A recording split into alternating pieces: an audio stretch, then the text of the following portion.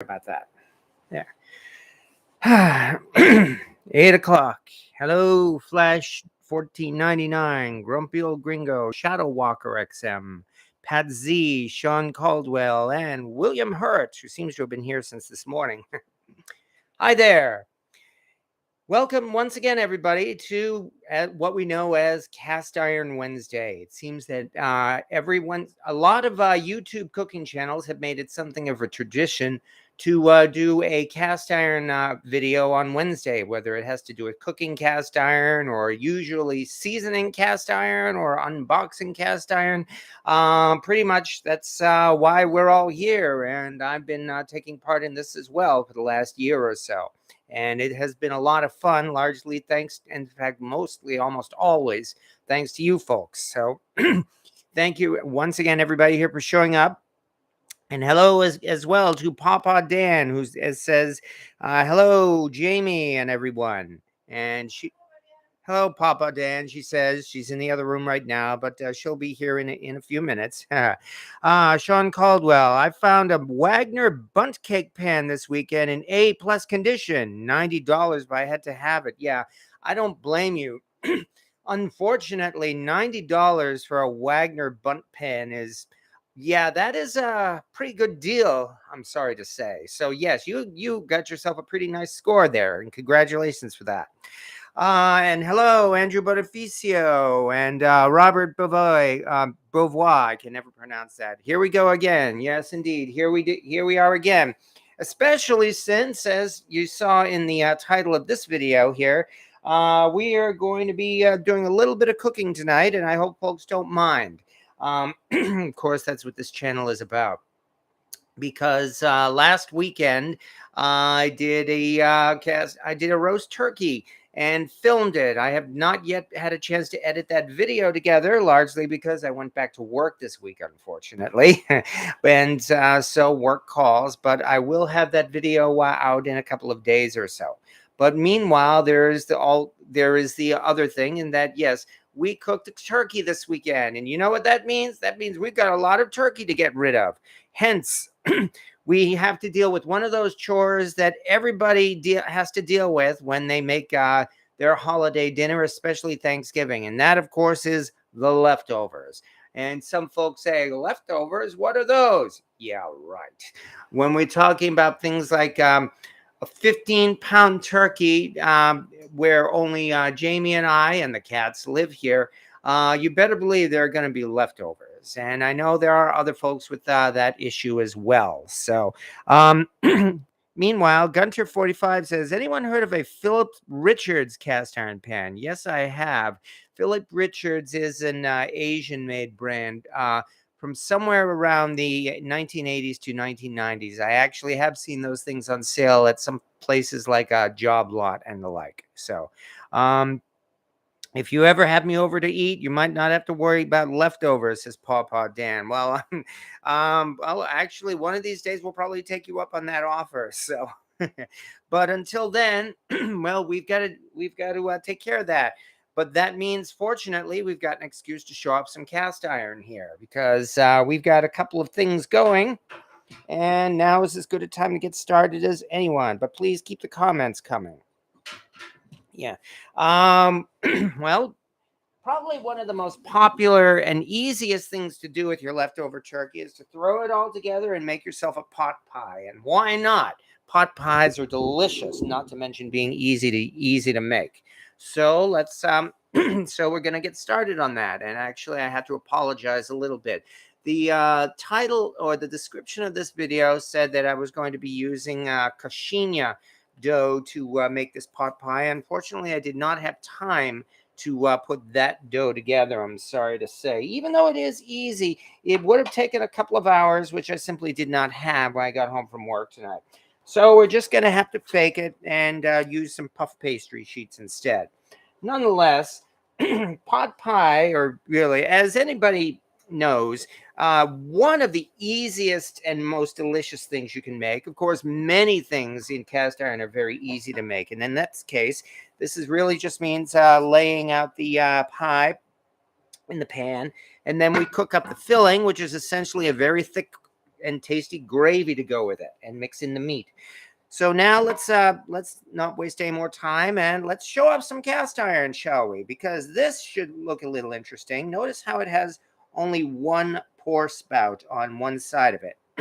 I have shown this one on our live videos before, and I'm happy to bring this one back out again.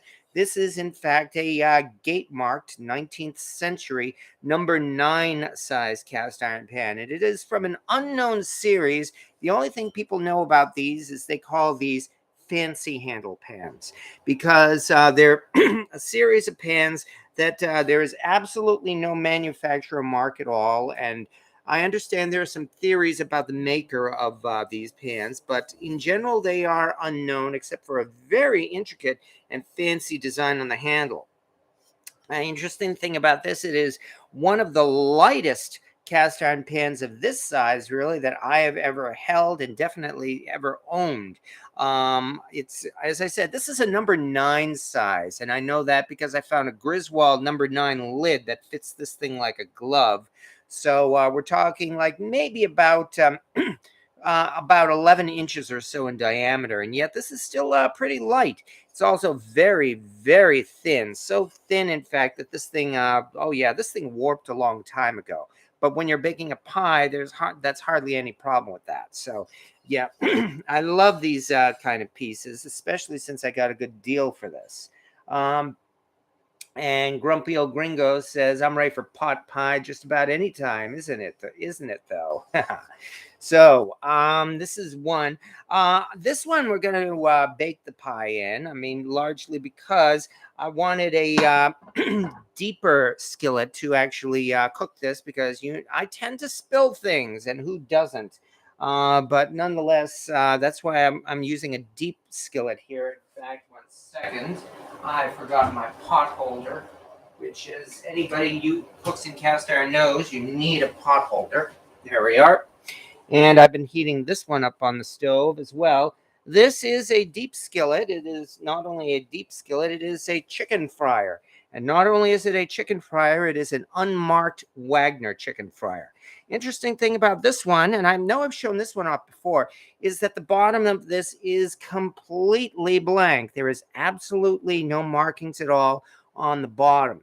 Yet folks are able to recognize this as a Wagner, only because Wagner, in particular, when they made not even all of their pans, but only some of their pans, and this chicken fryer was one of them, had a round hanging hole on the bottom instead of the usual teardrop shape.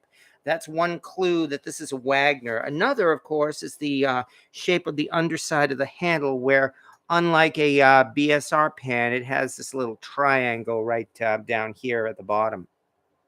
So this is definitely a Wagner, especially since I also managed to score a lid for this. So this is an unmarked Wagner lid, and you know it's a Wagner because only Wagner made these sawtooth ridges underneath there on some of their lids, and it's a number 9 size. And yeah, it fits it perfectly, as if it was made for it, as it almost certainly was. And having said all that, we have a chance to play with some cast iron here tonight. So I'm definitely looking forward to that, and that's why let's get started. John Nathan Shopper. Hey, I just stovetop seared and cooked chicken thighs in the Lodge 9x13 cast iron casserole. Worked effortlessly. Sounds great. Hope you got some pictures of those.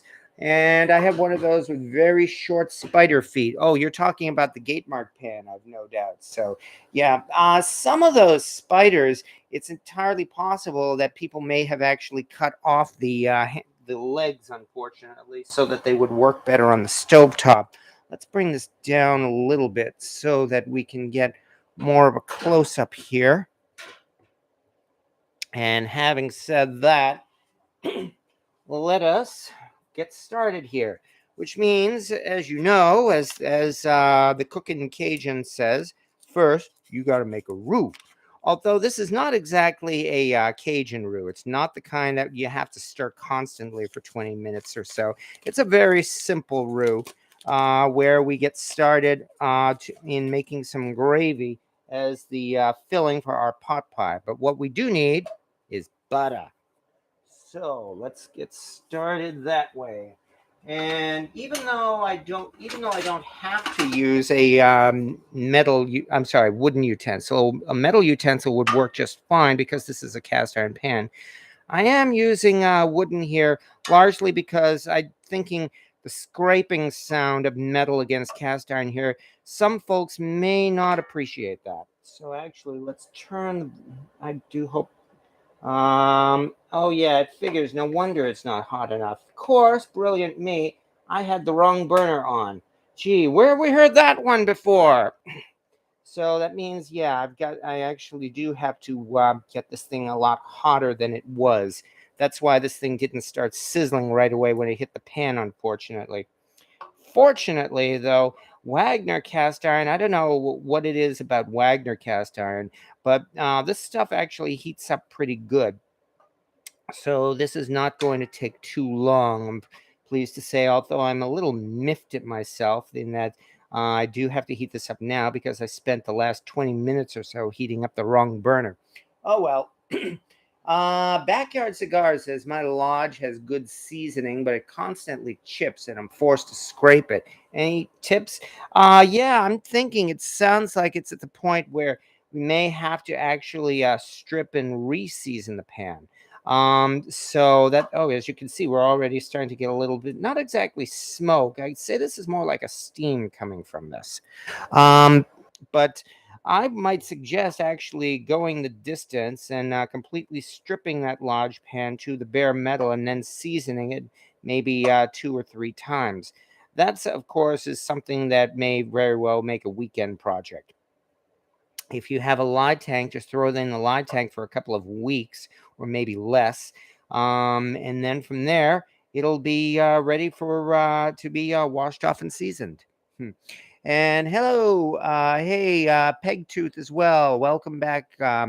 Welcome back once again to Cast Iron Wednesday. It's not as exciting, I suppose, as it was last week since we're not doing a giveaway this week.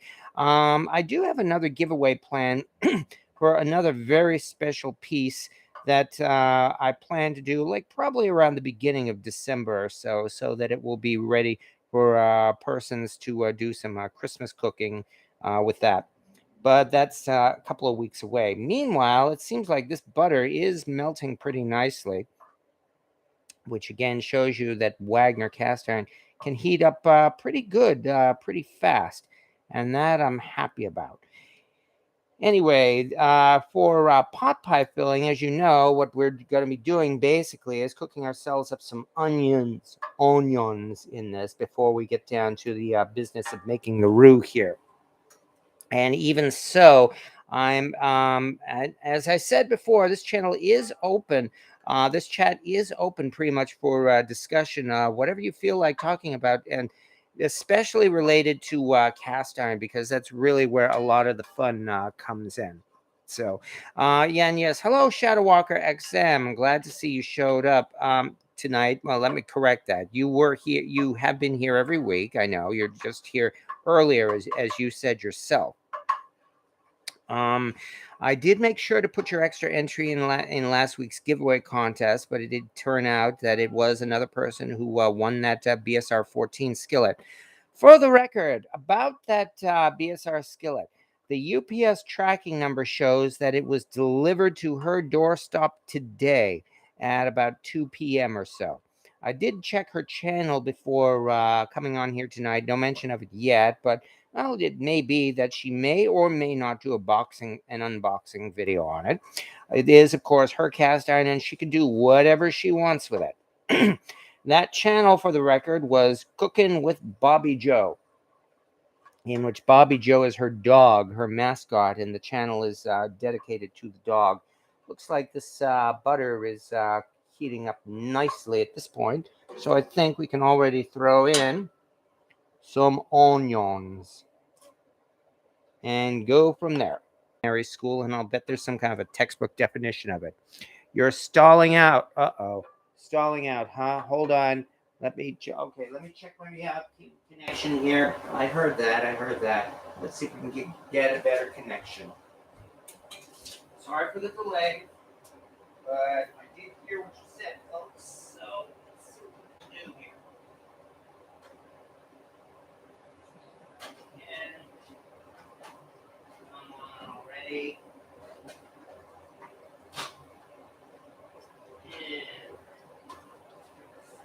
getting it. So very quickly.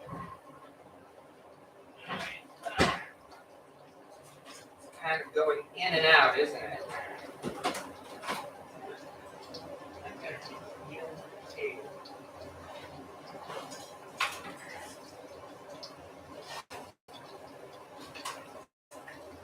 All right. I am doing an emergency patch right now. Let's see what that does. Meanwhile, while we're waiting here, okay, I have just put a different network cable in, and it looks like we've just gone to a full Ethernet feed now. So hopefully that will cut down on the stalling. Unfortunately, it looks like my network cable must be wearing out. It's largely because it's, I'm not in an office here, and that means it's probably been worn down from being plugged and unplugged multiple times. So, yeah, I'm going to have to go get myself another patch cable. No doubt about that. Anyway, I haven't had Kenneth Kami. I can't pronounce that. I'm sorry. Kamyaniki. I haven't had leftover turkey pot pie in years. Well, yeah, once you had it in cast iron, you'll probably never want to do it any other way here. And as you can see, that did not take long to heat up. I mean, it looks like here, these onions are actually cooking up pretty nicely in this butter. I was worried that it would have taken forever to get this to the right temperature, but as I said, that didn't take long at all, and I'm happy about that. Another chaotic evening with cast iron. Hello, One Pan Man. Yes, indeed, we've already had a little bit of chaos, but with any luck, we should have hopefully resolved that. Jimmy Langford, I need to get out in the wild and look for cast iron. So many other things going on. Work, hunting, cooking, barbecuing, and family. Well, yeah, indeed. Especially since we're getting into the holidays, as you know. That makes our schedules pretty tight, and we don't have as much time to go out on the hunt as we would like.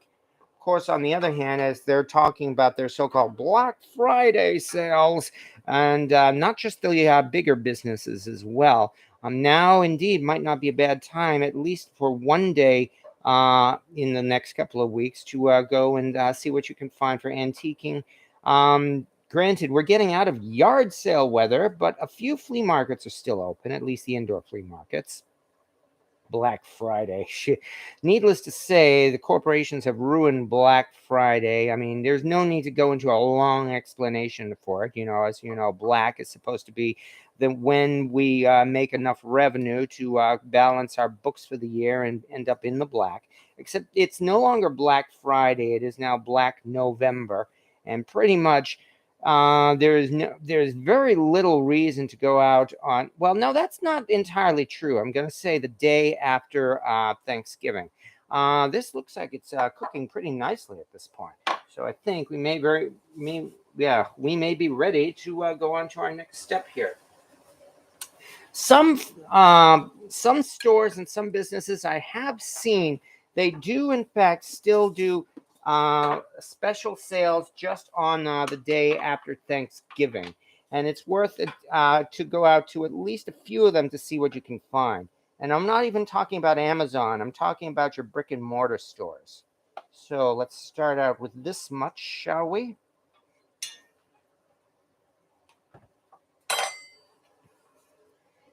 And now we start with our roux.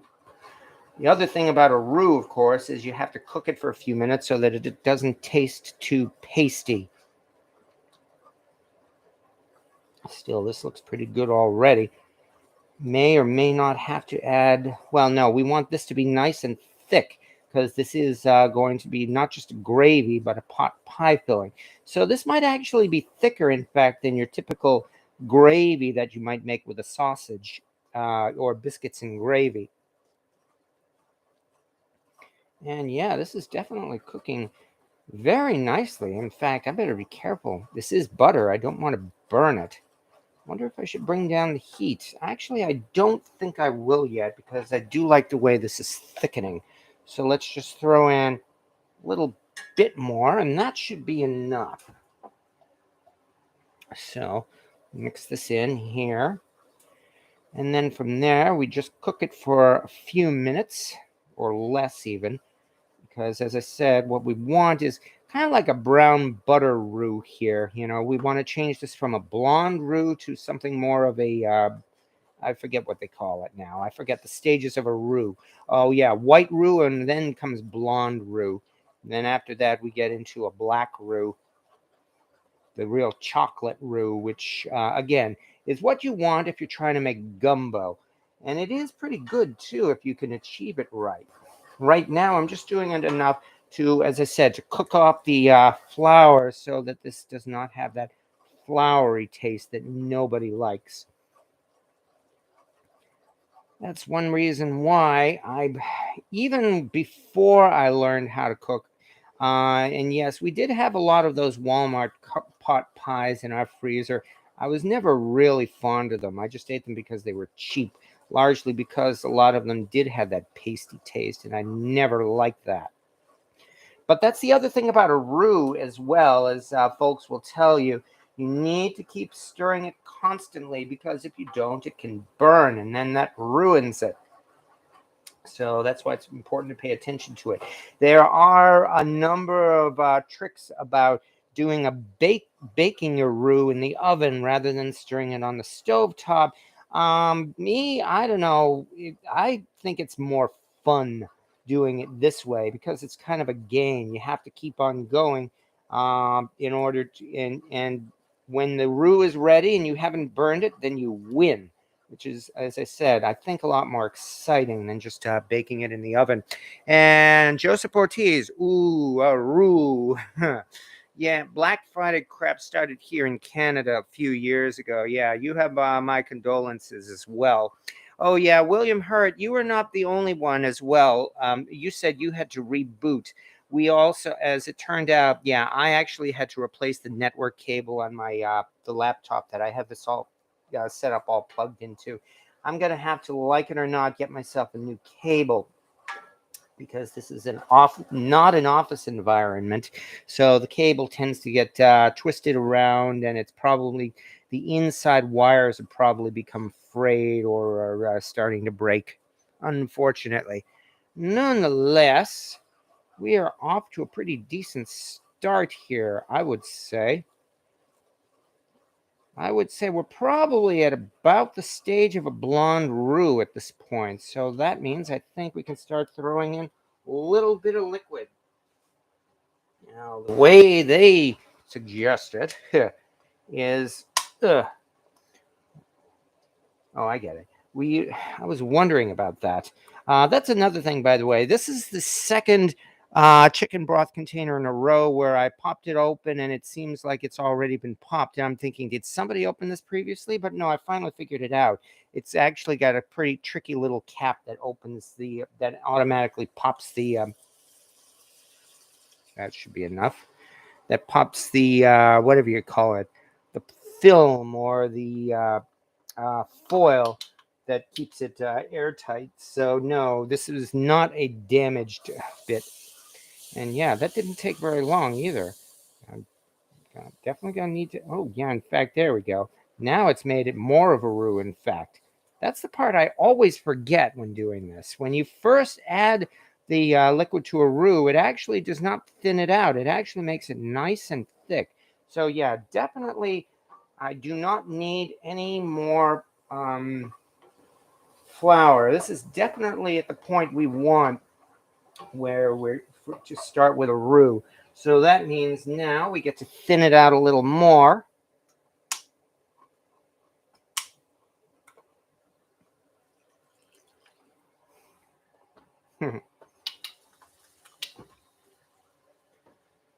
I'm told that in When they have cooking classes in like elementary school and high school, the first thing they teach the kids is to do stuff like a white gravy, a very basic white gravy. And I think they usually consider it to be a boring step, except that I'm not bored by this at all. This is not, boy, this is sure not taking any time at all to absorb that liquid, is it?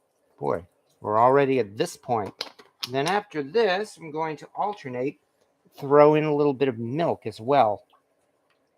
Again, to add some taste to this gravy. Because the last thing we want is library paste. And boy, as I said, this is not taking long at all. I was worried about that. Yeah, now from here, instead of chicken broth, let's throw in a little milk. And from the way this thing has been just sopping up the liquid, I'm sure this is not going to take very long either.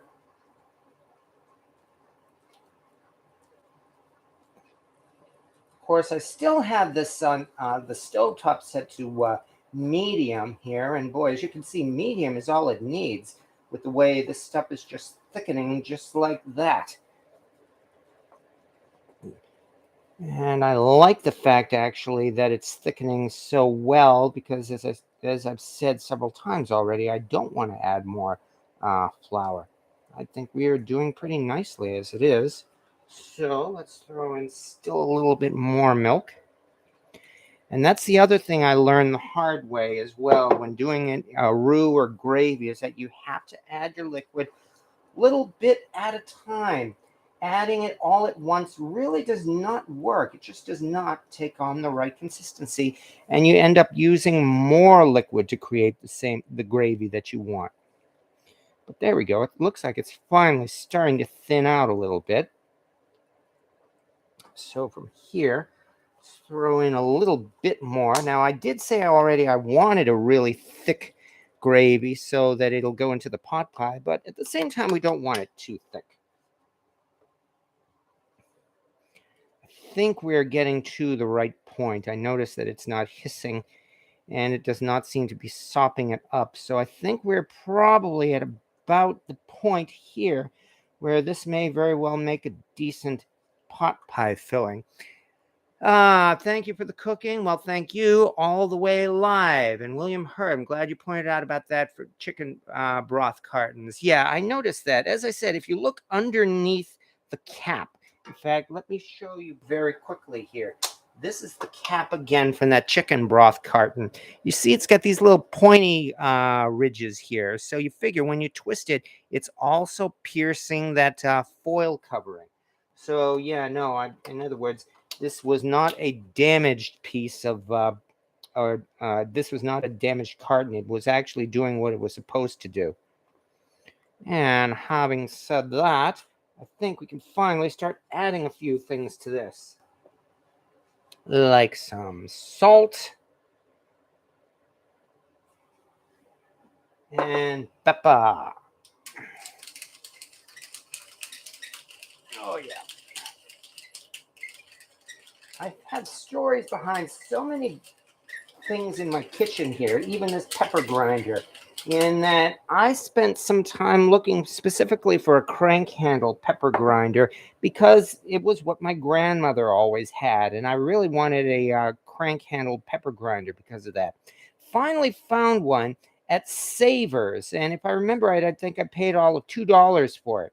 That's this very same one right here. And this was definitely a deal because when I looked for this thing online to see how much it was selling for brand new, I think it was selling at Williams Sonoma for something like $30.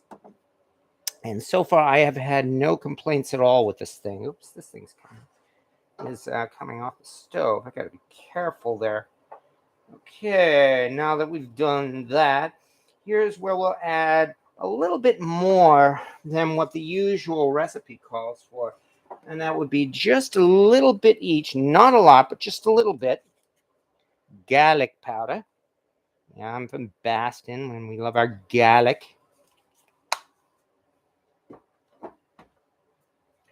just a wee bit of rosemary. I don't want to overwhelm the turkey because that's the whole point, but just a little bit.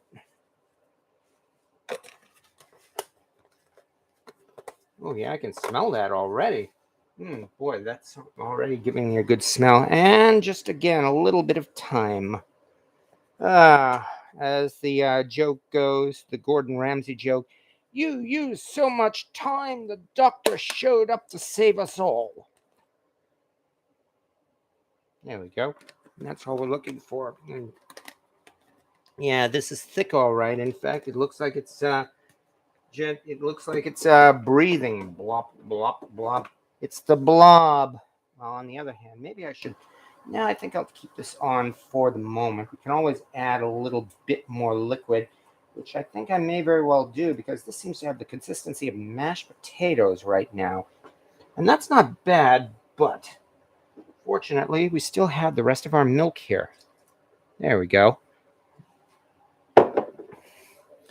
That should be more than enough, especially since now that we're at this consistency, let us add some of the veggies we had with our turkey, which would be, in our case, a lot of people use peas. We use green beans. I like peas, but Jamie doesn't, and I'm not complaining. It's her taste. So we used green beans besides. I love green beans as well. Yeah, we're looking forward to having some green bean casserole on Thanksgiving. And on the other hand, one of her favorite veggies, carrots. Come on, one more. There we go. And this is off to a decent start now, where this is already starting to look like pie filling. And I have to think, smelling like pie filling as well. So that means we're already getting close to that time, aren't we? Okay. Let us. Okay. This aside, this flour aside. That means, oh yeah, how could I forget? One more ingredient that's not standard, but that I like a lot, and that is the smoked paprika.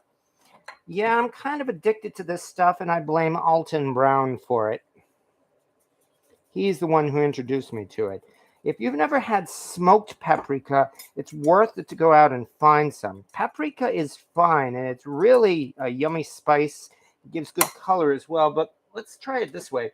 You know, when you have barbecue chips from the store, pretty much any brand, Lay's, store brand, they're like what they call barbecue chips. What you're actually tasting in that barbecue flavoring is smoked paprika. So that gives you an idea of what this stuff is like. And having said all that, I think we are about ready for one more crucial ingredient.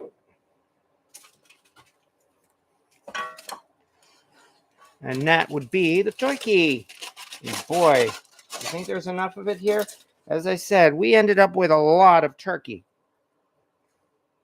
I'm not even sure if it's all going to fit. And this is one reason why I wanted to use a deep skillet for this. This is definitely going to be a meaty pot pie. Even so, I really like how this filling has turned out. This is actually looking, I think at least, it looks pretty good.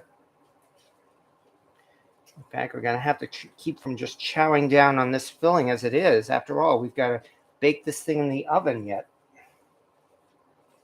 But this is not taking long at all. There you go. So again, probably one of the most popular ways to use leftover turkey from Thanksgiving. And why not? Pot pies are delicious, especially when they're homemade. This actually, I have no doubt whatsoever, would probably kick the crap out of a frozen Walmart pot pie. As such, I am definitely looking forward to this. I don't want to burn it, so now the heat is going off. All right, give me a second here. Terry Sinchef, green beans are my favorite, and peas are one of my least favorite. Hi, Jamie. Pegtooth. Anyone remember the Woody Allen movie Sleeper, where he cooked an instant blob and had to fight with it? Oh, I loved Sleeper. Sleeper was so hilarious. And people don't watch it these days because it's a Woody Allen movie, based on his last several movies, which are not bad in themselves either. Yet, if you want a really gut busting movie, it's hilarious. Yeah, watch Sleeper. It's got to be one of the funniest movies I think you will see in a very, very long time. Yes, this is a chicken fryer. This is a Wagner chicken fryer. It's a deep skillet, also known as a chicken fryer. Lodge actually marks it as a chicken fryer, but you can really use either name for it. The simplest, Papa Dan, the simplest cooking things generally give me the most trouble, such as white gravy or biscuits, but I never had cooking class in my life. Neither did I. So this is why when something turns out, I feel very proud of myself for that. Peg tooth. I saw a nice antique cast iron and white enameled wood stove oven with 4 double eyes for $500. Huh. Oh, yeah, I know. I rent here. I know how that feeling is. Yeah. Terry Sinchef, my grandpa would make a thick roux with milk and add either shrimp or feta and use it as a side dish. Ooh, that sounds pretty good. And that definitely sounds Cajun too. So, we are off to a pretty good start here, especially since I think we are about ready to move on to step 2. That means I get to clear a couple of things out here and move our view over a little bit.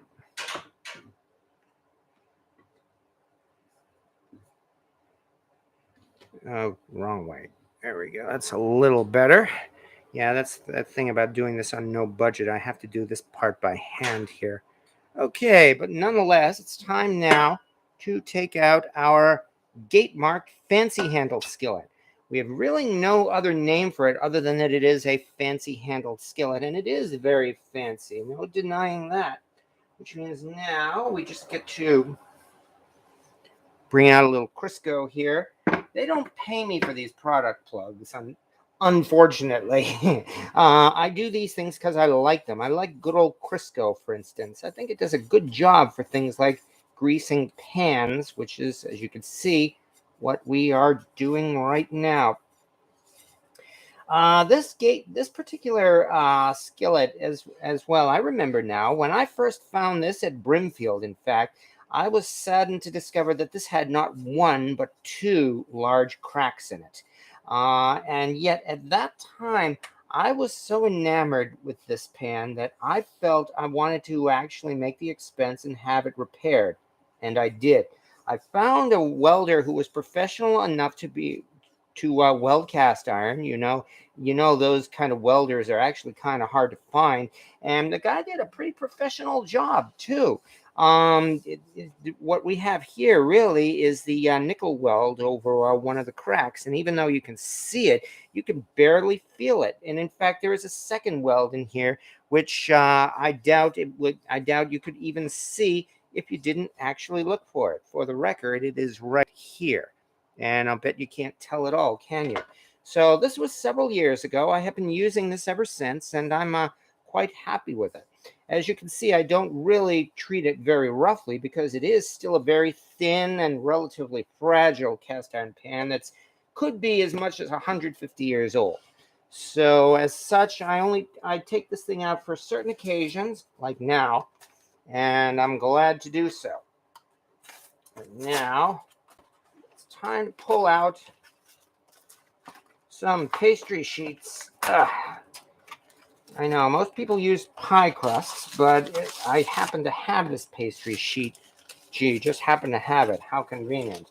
But yes, no, I've had this pastry sheet thawed out in the fridge, and so this is definitely a good excuse to use these things.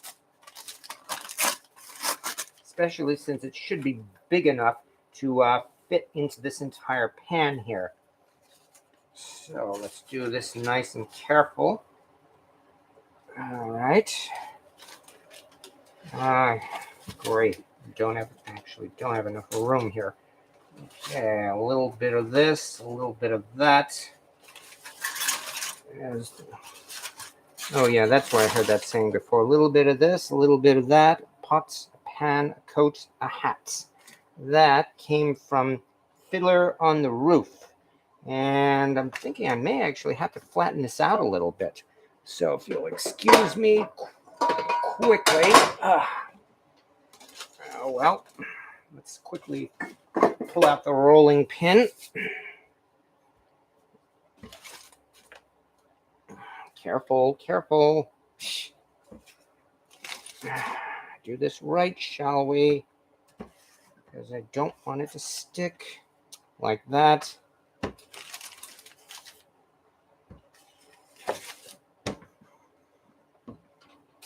All right, let's do this. Oh, good. I think it's working, though, despite my very clumsy efforts and cluttered workspace.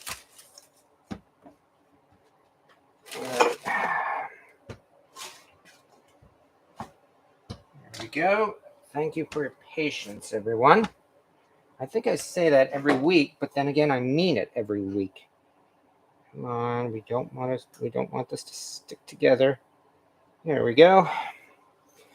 Did I mention I'm not a professional? How could you ever tell?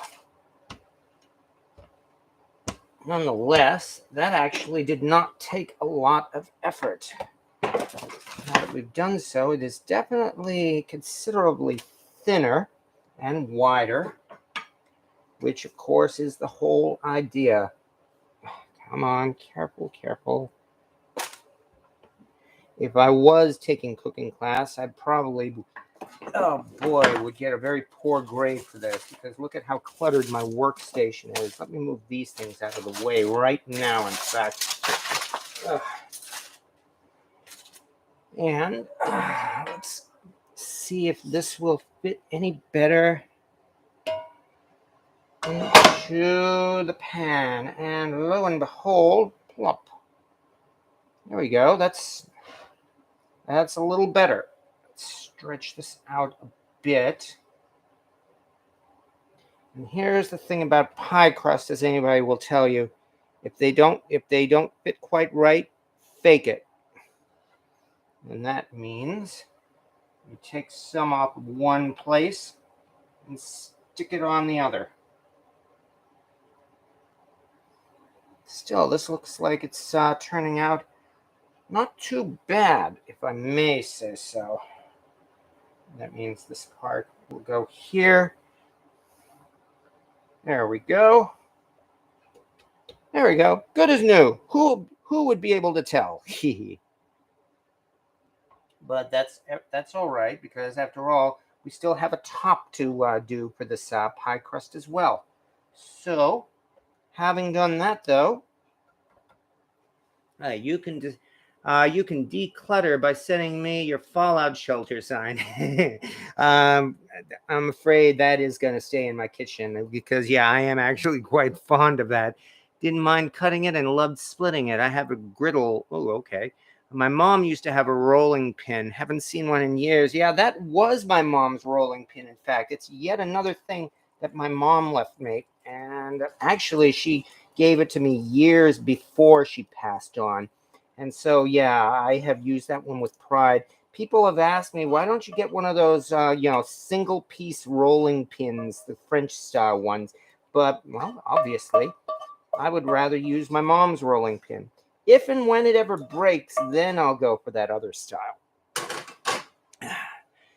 But there we go. Nice, as they might say. And actually, this is fitting very nice in the pan as well, too. Not bad for a number 9 size pan, which is considerably bigger than your typical 9-inch pie plate that they usually sell in the stores, including the large 9-inch pie plate. But that's the reason why I brought this out instead of the large pie plate. The large pie plate is going to be used next week, for Thanksgiving. And having done that, now comes the last part, the other piece of puff pastry. As I said, I could have used regular pie crusts, but I actually don't have pie crusts in my kitchen right now. I did happen to have this puff pastry. So here's where I think we can fake it a little bit, because it looks like we're going to have to cover it like so. In case you didn't notice, I have learned that faking it is something you do very often in cooking. And this is where I believe, yeah, I've already mentioned that this is a mantra I have learned for myself, and one that I'm very proud of. And that is, in cooking, there are a few disasters and many learning experiences. However, you can still eat the learning experiences. There we go. And that was easy, wasn't it? So now that we have done so, lo and behold, we've got ourselves a pot pie. And now I'm actually remembering it for once, I just realized I forgot one last crucial step that I can still rectify, and that would be an egg wash. So let's quickly pull out a bowl here. Grab an egg, which of course I did not think of until just this moment.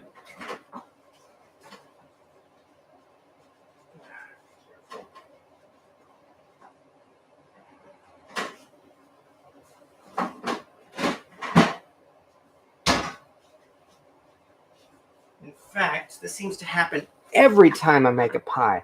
I forget the egg wash, but usually I forget the egg wash until after it has gone into the oven. Boy, that was a terrible job, wasn't it? So actually, I'm glad to have remembered it this time. That means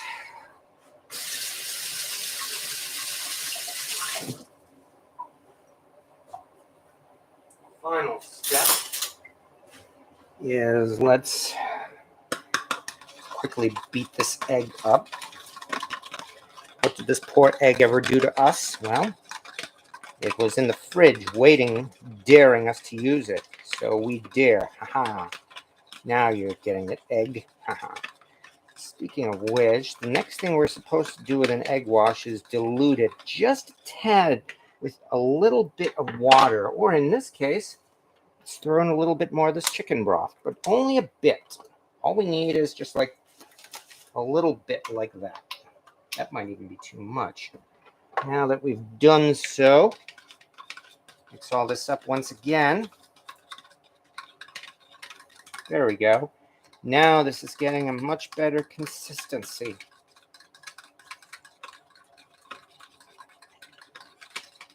Now we're getting somewhere, which means finally, having done this, I appreciate you letting me ramble like this. It's only that I'm not a fan of dead air. Anybody who does radio and TV broadcasts know that dead air is your worst enemy. That's why I always try to keep things going. So I apologize for the delay earlier when I had to replace the network cable. Finally, we get down to the last bit. Oh, good. I'm glad I knew where this was. And that would be to simply coat the pie with our egg wash.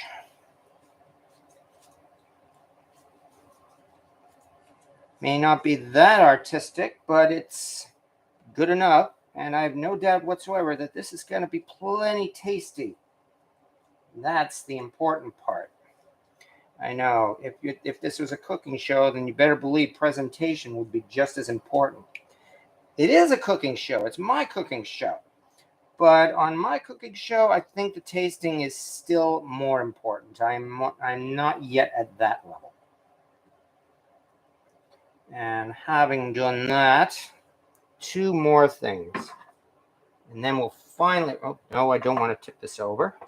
We'll finally be ready to put this thing into the oven. One is we want to put in a couple of air holes, but only a couple. Like so and so. Oh boy, this is definitely not the same as a typical pie crust, that's for sure. There we go. This, that, and the other thing.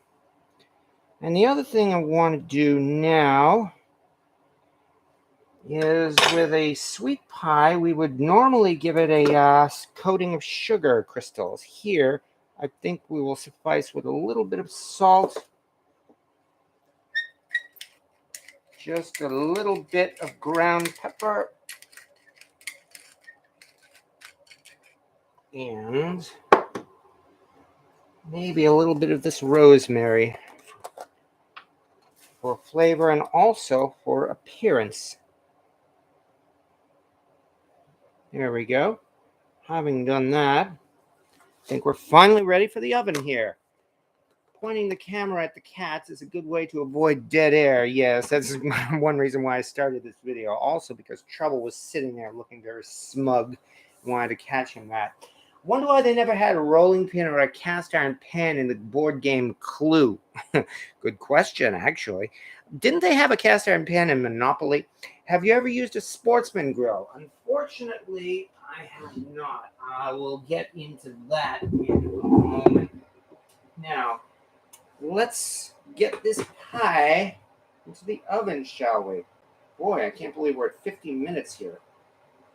Nonetheless, there's that box that Trouble was sitting on at the beginning of this video. And it's time now for this pie to go into the oven. It's going to be there for maybe 30 to 40 minutes, which is really about all we need because the inside is actually pre-cooked. All we really have to do is cook the outside and heat up the inside. Having said that, let's take another look here just to be sure. Oh, we got a little bit of this left over here. Gee, I may just have to scrape the bowl here. Oh yeah, I'm liking this. The best part is the pie filling tastes like pie filling. Does not taste like flour. Does not taste like paste. So this is going to be a good pie. Quite happy about that. Have you ever used the Sportsman grill? Unfortunately, I have not. About 3 or 4 years ago, I came across one in the clearance section at Walmart. When I opened it up, several pieces were missing, and I contacted Large Cast Iron, and they sent me free replacements for them, which was really, really nice of them. And unfortunately, after that point, I realized that the main part, the actual entire base of the grill was cracked almost in half. I didn't want to bother Large Cast Iron again, and so unfortunately I had to discard it, which is not their fault. Regrettably, that's the closest I've come to using a Sportsman grill. I have not yet had the opportunity to use another one, I'm sorry to say. Yeah, I'm Dave Fullerton. I love my Sportsman grill. Pop Dan ran across a large number 17 skillet today. Biggest pan I've ever seen. Unless you're cooking for a lumberjack camp, what would you use it for? Well, I'd use it for the same thing I use my number 14s for. You know, like a really big pizza or a roasting pan. Of course, that thing is so heavy. If you were to put a turkey in it, you might require 2 people to lift it. However, it would make a great roasting pan, wouldn't it? And in addition, as you just mentioned, unless you're cooking for a lumberjack camp, yeah, picture putting that on the top of the stove or putting it over a fire or something. And you've got yourself a wonderful griddle that way, especially since it has those high sides and there's very little chance of spilling and knocking things over. So those are suggestions for the large number 17, I guess. It's set to go into this weekend's auction. Depending on bids, I'm going to try to buy it. Well, best of luck. I can only say for that, and really for pretty much any piece that anyone at all may find here. I mean, when you find a piece that looks really, really tempting, I mean, you've really got to ask yourself, do I really need this?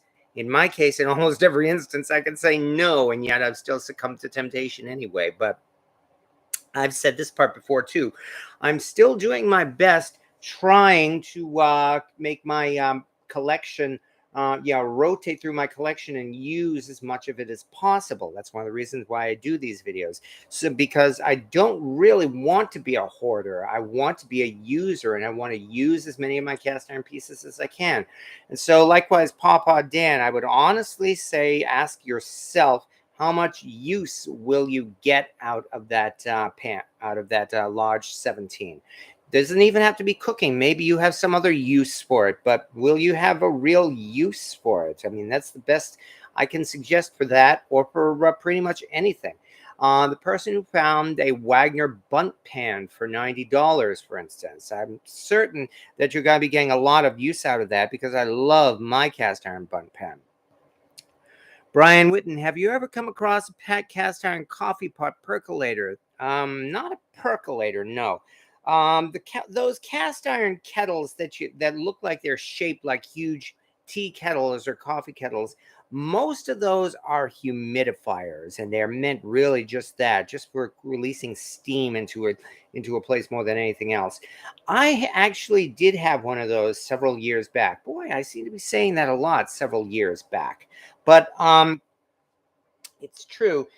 First of all, I got it at a good price. I paid $10 for it. It was a brand new Old Mountain, Asian made, cast iron kettle. And because it was only $10, I ended up getting it. I used it a number of times to boil water. And of course, it got all rusty on the inside. I cleaned it out, tried seasoning it on the inside. That made the water dirty. And while it would boil water great, I had a lot of trouble keeping it clean enough, really, to make the kind of water you would really want to use in cooking, which I guess is why those things are really meant as a humidifier more than anything else. That's my experience. I mean, other folks hopefully have had much better luck with a cast iron kettle than I have. But I can only describe that, and that's one reason why I have not yet not gotten acquired another of those cast iron kettles, because I really don't have a use for it. I would love to have a cast iron pan that can boil water, especially for things like making coffee and tea and stuff, but I have not yet found them. Those Japanese tetsubins, those cast iron tea kettles, those are actually not meant for boiling water. You have to boil the water in a separate pan or pot or teapot or kettle, and then you add that to the tetsubin in order to heat up your spice, your coffee or herbs for whatever kind of tea you're making. And I really do not have a use for that. So I have yet to see, unfortunately, a cast iron water boiler like that, which is, I guess, one other reason why I'm so thrilled to own my Wagner aluminum Dutch oven, because it's a terrific water boiler. If you see a stove, you have a kettle on to humidify the air, exactly as William Hurt notes.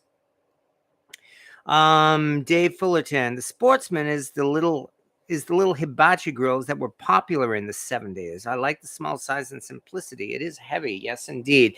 They call it a hibachi now. I think they only just called it a grill up until then. And several different styles and manufacturers made these over the years, of which probably the most popular of these, at least the cast iron ones, was in fact the BSR Sportsman grill, which became the large Sportsman grill. Though there are others. Another pretty famous grill that can still be found is the Columbus Ironworks grill. And if you can find one of those and restore it, then you've got yourself a really great grill. No question about that. Of course, most grills, even back then, most of them were not made entirely of cast iron. And that means a lot of them have been lost, unfortunately, just due to damage and rust and so forth. Nowadays, of course, with cast iron making a comeback, well, we're still seeing the large Sportsman grill, and a couple of other manufacturers like Camp Chef. Lodge has also tried releasing a couple of other kind of grills, namely their so-called kickoff grill and their cook it all.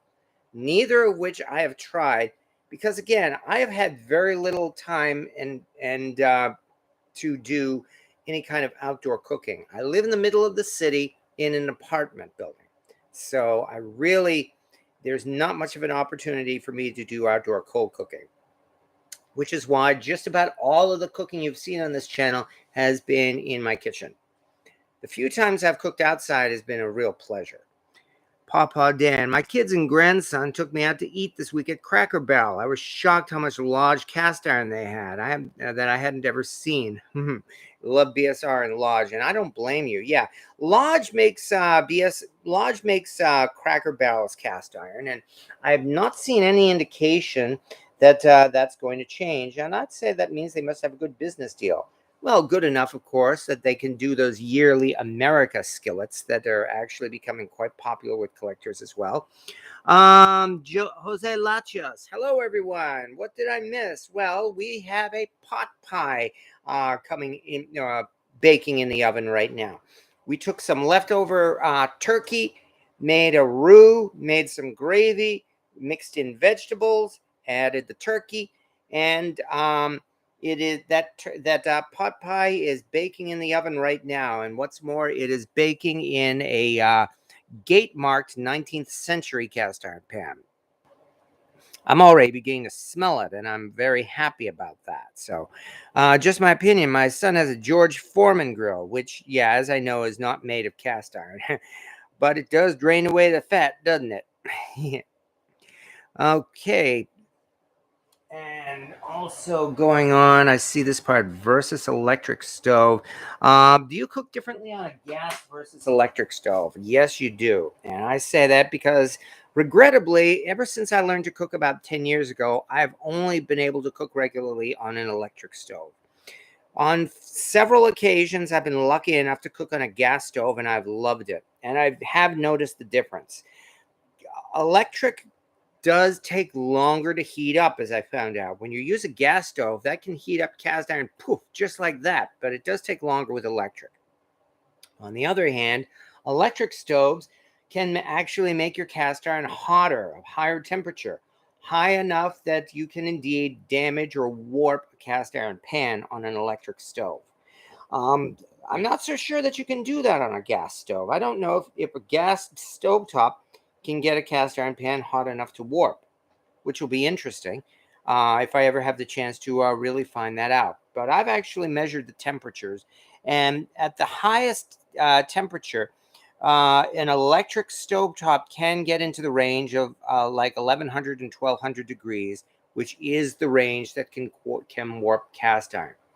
And I have, in fact, warped a couple of my cast iron pans because, again, when I was first learning how to cook in cast iron, I made the same mistake that a lot of people make. I cooked way, way too high. I had this temperature screaming, so to the point where my cast iron would regularly burn off the seasoning. The seasoning would turn white. I was having little grease fires when things like bacon drippings and like dropped into the pans, and that was not good. I have since learned to cook at a much lower temperature, and I've learned since then that with an electric stovetop especially, there's almost never a reason to cook higher than, say, maybe on a 1 to 10 scale, maybe a 7 at the very most. Even when we're searing steaks, if you cook if you do anywhere between a 5 and a 6, you just heat it longer, like maybe about 15 minutes before you actually cook it. But heat it at only about maybe medium or somewhat more than medium, and that will still get your pan over 500 degrees, good enough to sear a steak. So, as I said, on the other hand, with gas, I would really love to be able to use a gas stove regularly and be able to cook like that. The first stove I had, Arctic Gator. The first stove I had in my first apartment had an electric stove, and I hated it. Always way too hot, too fast, even for the lowest settings.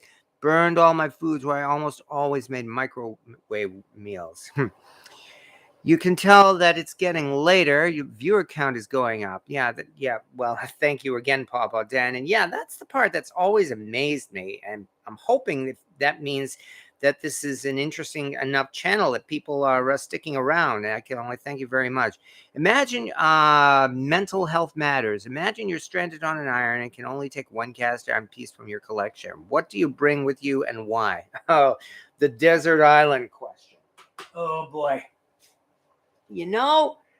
I think it would probably be a cast iron Dutch oven, because you figure you can use a Dutch oven the way you can use a cast iron skillet. You can, fry stuff in the bottom. But in addition, with a Dutch oven, you can also do things that you can do with a Dutch oven.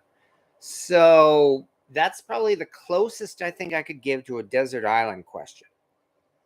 Arctic Gator, I can say I was using regular cookware. Cast iron being thicker might have helped a bit with even heating. Yeah, that's true. Yeah, that may be a point, because as you can see, I can cook on an electric stovetop in cast iron, even delicate things like eggs and pancakes and the like. One thing I really have not had a lot of practice with is crepes. Yet another thing I need to work on. Okay, electric stove, I put no higher than medium. Yeah, for precisely that reason. There's a video out there, in fact, not by me, but by some other cast iron channel. If you look it up, it says how to ruin a cast iron pan, in which he shows off several of his cherished family skillets, pans that have unfortunately been warped because they were cooked on an electric stovetop at too high heat. And there's really nothing that can be done about that. I've seen several videos now on YouTube, and you can look for them too, where someone tries to smooth out or unwarp a cast iron pan, usually by hitting it with a hammer. It always fails. The cast iron pan always cracks and breaks. So no, warping cannot be undone, unfortunately. And yet, even on that video where he showed off his warped pans, he still gets a lot of flack on that. People who claim that cast iron is indestructible and that's not the reason why they were warped, which is BS. It is absolutely the reason why those pans were warped. So crepes can be a future video. Yeah, I hope so. That's one other thing I have to spend some time practicing on. What are the best oils to season with? Is coconut oil a good choice? Thanks. What is the best oil to cook with? Hey, you know what? What's the one true religion? There you go. Then that's the kind of argument you get when you talk about what is the best oil to cook with cast iron. I'm sorry, to season cast iron with, because the short answer, anybody who answers that question will say the same thing. Mine, meaning the oil that I use is the best one for seasoning cast iron. And in almost all instances, you're right. The only answer to that really is to use what works best for you. If you're not sure, give it a try. I do not think coconut oil would be a good choice for seasoning cast iron. Number one, it's expensive. You don't need it for just that, because all you're going to do is carbonize or burn a layer onto the pan. On the other hand, coconut oil, if I understand right, has a lower smoke point. I'm smelling that pot pie pretty nicely. We may be at about that point. But yeah, I mean, because it has a lower smoke point, that may not be so good for seasoning cast iron, especially so that you can cook at a higher temperature. I would suggest a higher temperature oil for seasoning for that reason. As somebody mentions, Crisco is very popular for that reason. So I like using Crisco myself. I season my cast iron pan with lard, and yeah, there's another example. So what oil for seasoning? Them's fighting words, exactly. And no, there's not going to be any fighting here, not this time. So yeah, the best answer I could say is try it and see, but you don't have to go the expensive route. I do not recommend going out and buying a $9 bottle of flaxseed oil to season your pan for that reason, when a simple bottle of vegetable oil or a container of Crisco will work just fine. Yes, there are ones now, they're making products especially for seasoning cast iron. Crispy cast iron seasoning, Buzzy Wax cast iron seasoning, and I know there are others as well. Oh yeah, that's right. Cast iron cookware. He sells his own called Easy Beezy cast iron seasoning. All of which work excellent. And you can certainly try any of them and see how well they work for you. Or you could even start with vegetable oil and Crisco. Okay, I can definitely smell that. I think we better take a peek and see how it looks. It's too low. In fact, we better bring this down a little bit. Oh yeah, I think we are about that time. That didn't take long either. I wasn't sure if this was going to be done before the video ended, but it looks like we are off to a good pace here. So let's set this thing up here. Let's give you a more interesting view than just that.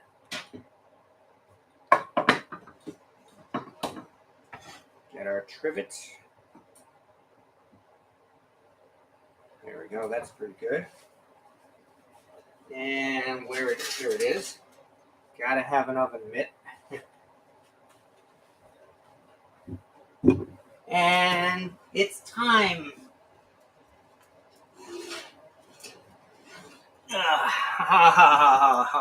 Oh yeah. Not bad at all.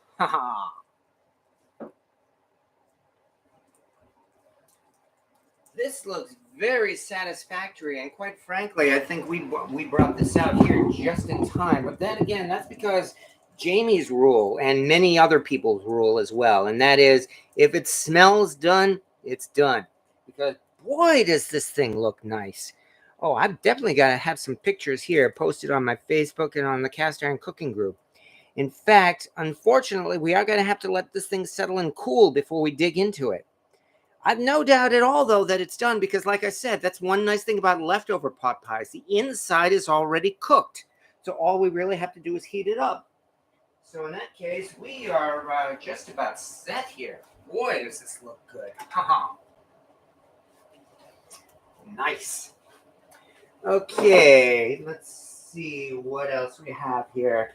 Finex recommends flaxseed oil. They also use it to pre-season, which is surprising, actually. But nonetheless, I will still disagree with that, and that's based on personal experience. I did use flaxseed oil for a few years, in fact, shortly after this flaxseed craze started. In fact, I put together a photo series demonstrating that flaxseed oil is no better for seasoning cast iron than any other kind of oil. If you look at it, what is it called? Oh, yeah, that's right. Again, I have a link to it on my website, but you can also look for it on Google. And that is testing Cheryl Cantor's flaxseed oil seasoning. The key word is testing flaxseed seasoning. And you'll find my page. It's on Imager, in fact, where I posted a whole bunch of photos there. What I did was I seasoned a Griswold with Crisby, and I seasoned an earlier Griswold with Crisco, and both of them turned out looking great, and both of them cooked great. You know, several years later, I realize now that Griswold was fire damaged, in fact. I didn't realize it back then. If you examine it more closely now, you'll see the clues there. The fact that the Griswold was permanently discolored, and everything I did was not able to remove the discolor. But nonetheless, there. Yeah, WD-40 is literally a fish-based oil. Yeah, no, I think I'll pass on the WD-40 for seasoning. Pawpaw Dan. Don't buy flaxseed oil. When I started with cast iron, I watched another person's videos, and he strongly recommended it. Flaked off in 8 months. So, yeah, there you go. Arctic Gator. Now that I have a big Wagner chicken fryer, I'll have to make another in that. Oh, yeah, you will not regret it. I enjoy this chicken fryer for that reason. It's a nice deep skillet, which makes it good because it reduces splatter when doing things like frying. It also is essentially like a mini Dutch oven as well. And guess what? It's also a great fryer. I've done some deep frying in that chicken fryer, and it has worked just fine. So Okay, what else do we have here? Manufacturers of WD-40? No. I made Arctic Gator. I made a pot pie using Corningware. I used James Beard's recipe for old-fashioned rich chicken pie and Simply Mama Cooks. Oh man, that does sound good. Yeah.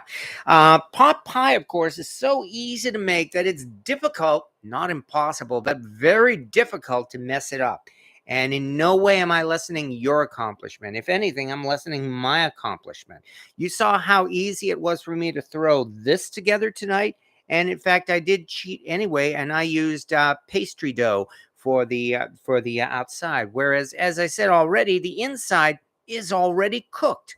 So all I really had to do was heat up the inside and bake the outside. So that's why I have no doubt whatsoever this is going to be a nice killer pot pie. And boy, am I looking forward to it. In fact, I'd say we're getting on with our time here. Still waiting for my invitation for pot pie. Well, I'm not sure if it would be worth a drive from, where are you? Arkansas, I think, to Massachusetts here just for some pot pie. So that's okay.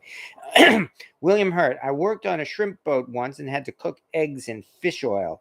That is never going to happen again. Oh, yeah, that's the type of thing that nightmares are made of. I have no doubt about that. So, but as I said, I do believe we are getting on tonight because really, again, we've accomplished what we set out to do. As I said, we've taken some leftovers and made something. Oh man, does this look good? And of course, with Thanksgiving being a week from tomorrow, well, what can I say? You might want to consider this the day after Thanksgiving. I know that's Black Friday. Well, we talked a little bit about Black Friday too. Well, at some point over the Thanksgiving weekend, you may consider making a pot pie with your Thanksgiving leftovers because, as you can see, the results are, oh man, yeah, I'm really proud of this, especially when you cook it in cast iron. Oh, one other thing that's not related to this pot pie, but it is kind of related to Thanksgiving. I just remembered now because Thanksgiving. Here's a hint. There's an old tradition called Stir Up Sunday, which I find is actually takes place about the weekend after Thanksgiving. Those of you who know English tradition may know what Stir Up Sunday is. Well, here's a hint. It'll be time to start preparing the Christmas pudding. And no, don't go, oh, Christmas. This is one thing that's worth starting early. I'm just putting that out there to remind people that it's getting close to that time. And while there's a lot of stuff that, oh, God, I am not looking forward to at all, the Christmas pudding that I've been doing for the past several years, that has been worth it. Will you be posting your recipes? Absolutely. I already have videos out on it, in fact. One about steaming a Christmas plum pudding, another one for making a fruitcake that people will like. Yeah, I love fruitcake when it tastes good. And when you make it yourself, it tastes good. Okay, having said all that, and stuffed with stuffing, yes. Louisiana, not Arkansas. Sorry about that, Pawpaw Dan. My apologies. But that makes it even more difficult, unfortunately, to drive from Louisiana to Massachusetts. Ugh. On the other hand, I've got to visit down there in Cajun country one of these days and try some genuine cuisine down there. And Val's Black Cat's Rule. I feel cheated. Never get the notification. Oh, I'm sorry. Check your subscription, I guess. To make sure you are subscribed to the channel. That's the best I can say. How long do you let the pie rest before you cut it? Well, since this is a meat pie, I would say really it's until it's cool enough so that it doesn't burn the inside of your mouth to death. So that would be what? Maybe an hour, I guess. That sounds about right. Either way, we're looking forward to digging into this one. And I guess at this point, though, all I can say is just that. I can thank everybody once again for showing up here for Cast Iron Wednesday. We'll be doing it again next Wednesday, the day before Thanksgiving. I know everybody has a lot of preparations to do, even if you're going to visit. On the other hand, there's a reason why we do a lot of really great cooking on Thanksgiving, and it's a great time to bring out your cast iron and show everybody what you can do. Whether you're making a turkey or whether you're making a pernil, a roast pork shoulder, or whether you're making a vegan tofurkey, or whether you're just making gumbo, or whatever you are doing for Thanksgiving, all I can say to you is have fun. That's really the most important thing, and enjoy it. And having said that, I think we are about all set, and I can only thank everybody once again for showing up here. We will be doing it all again next week, so thank you everybody, especially for the chat, which is really what makes this so much fun. So thank you everybody for being here, and take care of yourselves. See you next Wednesday.